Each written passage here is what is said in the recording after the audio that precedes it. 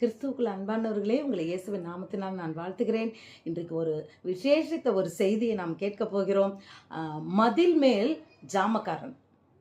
ஜாமக்காரன் அப்படின்னா யாரு அப்படின்னு சொன்னா, ராஜாக்கள் அந்த காலத்துல எப்பயுமே ஒரு கோட்டை சுவர் கட்டியிருப்பாங்க. மதில் இடிந்த பட்டணம்னு சொல்லுவாங்கல்ல.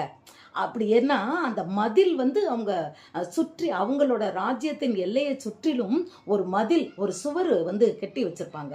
ஏன்னா எதிரிகள் படையெடுத்து வராத படிக்கு. அதுக்கு பக்கத்தில் அகலமாக குழி கூட தோண்டி அதில் முதலைகள் இந்த மாதிரி இதுகளெல்லாம் கூட போட்டு வச்சுருப்பாங்களாம். நம்ம ஹிஸ்ட்ரியில் கூட நம்ம படிச்சிருப்போம். ஆனால் இந்த மதில் அப்படின்னு சொல்லும்போது எப்படி இருக்கும்னா, உயரமான ஒரு சுற்றி மதில் கோட்டை சுவர் எழுப்பியிருப்பாங்க. அங்கே என்ன இருக்குமா, கண்காணிப்புக்குன்னு சொல்லிட்டு ஒரு அறை இருக்குமா, சின்ன சின்ன ரூம் மாதிரி. அதில் ஓட்டை இருக்குமா பார்க்குறதுக்கு. இப்போ என்ன பண்ணுவாங்களாம், இங்கே ஜாமக்காரனை அங்கே அந்த ஒவ்வொரு அறையிலையும் நிறுத்தி வச்சுருப்பாங்களாம். அந்த தேசத்தை சுற்றி கட்டப்பட்ட அந்த சுவரின் உச்சியில் அந்த ஜாமக்காரன் அங்கங்கே இருக்கிற சின்ன அறையில் நின்று அவன் என்ன செய்வான், ரெடியாகவே இருப்பானா. துப்பாக்கியெல்லாம், அதாவது அந்த காலத்தில் இருக்கப்படி அவங்க ஆயுதத்தை கையில் வச்சுட்டு அந்த ஓட்டை வழியை பார்த்துக்கிட்டு இருப்பாங்களாம். என்னன்னா, எதிரி வர்றானா, எதிரி படையெடுத்து வர்றாங்களா, அதை ஜாமக்காரன்னா ராத்திரி பகலில் தெரிஞ்சிடும். ஆனால் இரவும் பகலும் அந்த இரவில் நேரத்தில் ஜாமக்காரன் அதற்குள் இருந்து எதிரி படை வருகிறதா, யாருனாலும் ஒருத்தர் வர்றானான்றதை கண்காணித்து கொண்டே இருக்கணுமா விடிய வரைய. அதுதான் ஜாமக்காரன். பிரியமானவர்களே, இன்றைக்கு நாம் நம் குடும்பத்துக்கு பெற்றோராகிய நாம் ஜாமக்காரனாக இருக்க வேண்டும் பிரியமானவர்களே. ஏன்னா பிசாசு எப்போ விழுங்கலாம்னு பகை தேடி சுற்றி திரியுது. அந்த காலம் வேற, இந்த காலம் வேற.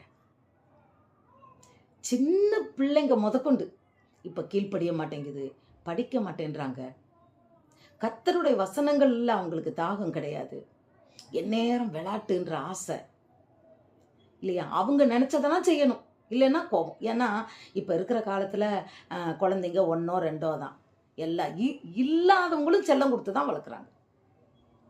அதை நான் என்ன சொல்கிறேன், ஒரு வீடு கூட தங்குறதுக்கு இல்லைன்னு வச்சுக்கிங்க, பிளாட்ஃபாரத்தில் இருந்தால் கூட அவங்களோட லைஃப் ஸ்டைல் எப்படி இருக்குன்னா, அந்த குழந்தைக்கு என்ன வேணுமோ அதை வாங்கி கொடுத்து அந்த பிள்ளைங்க சந்தோஷப்படுறதை பார்க்குற பெற்றோர்களை தான் இன்றைக்கி நம்ம பார்க்குறோம். வாழ்க்கை முறை இப்படி தான் இருக்குது. இப்போது நம்மளுடைய பிள்ளைகளை பிசாசானவன் இந்த மாதிரி இழுத்து கொண்டு போகாதபடி நாம் ஜாமக்காரனாய் நிற்க வேண்டும். தேவனுடைய பாதத்தில், தேவனுடைய சமூகத்தில் நம் பிள்ளைகளுக்காய் நாம் ஜெபிக்க வேண்டும். தம்மால் தெரிந்து கொள்ளப்பட்டவர்கள் இரவும் பகலும் தம்மை நோக்கி கூப்பிடும்போது நான் செய்யாமல் இருப்பேனோ. வாலிப பிள்ளைகளுக்காய், வாலிப பெண் பிள்ளைகளுக்காய் பயங்கரமாக இருக்குது.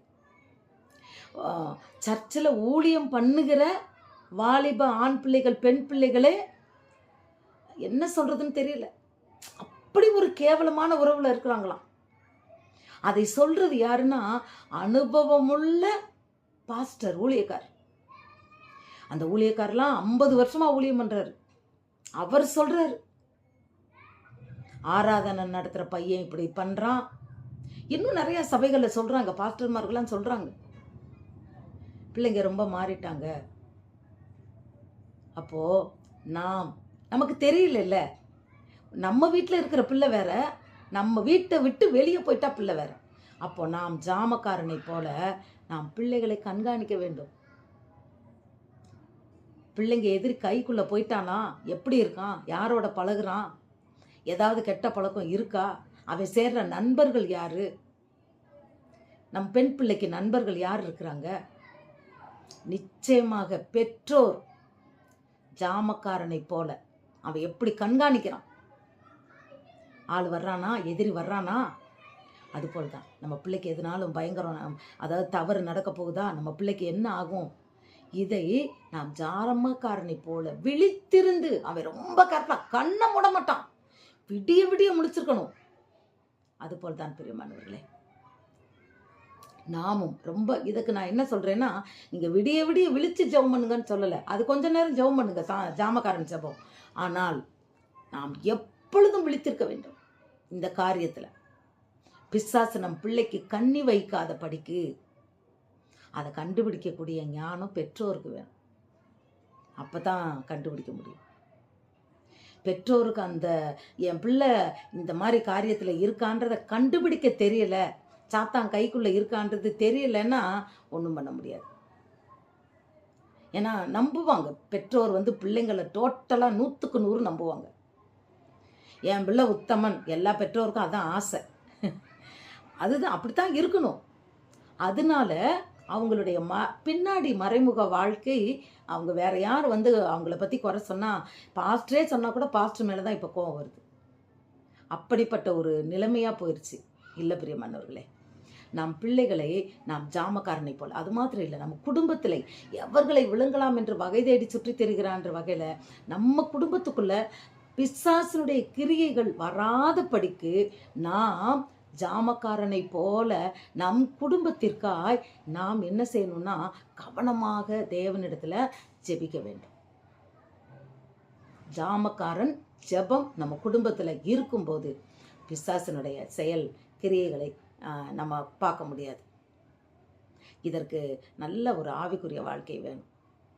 எல்லாம் முடிஞ்ச பிறகு நம்ம அழுது கதறி புண்ணியம் இல்லை. நடந்து முடிஞ்ச பிறகு நம்ம அதுக்காக நம்ம கதறி ஜெபிச்சு அழுது அதில் பிரயோஜனமே இல்லை. வருவதற்கு முன்பாக நாம் காத்துக்கொள்ளும். இப்போ அவன் பார்த்துக்கிட்டே இருக்கிறதுனால எதிரி வர்றதுக்கு முன்னாடியே இவன் தகவல் கொடுத்துட்றான்ல. அப்போ இவங்க உள்ளே விட மாட்டாங்கல்ல, இங்கேயே ஷூட் பண்ணிடுறாங்கல்ல, அவங்களோட இப்போ சண்டை போட்டு ஜெயிச்சிடுறாங்கல்ல.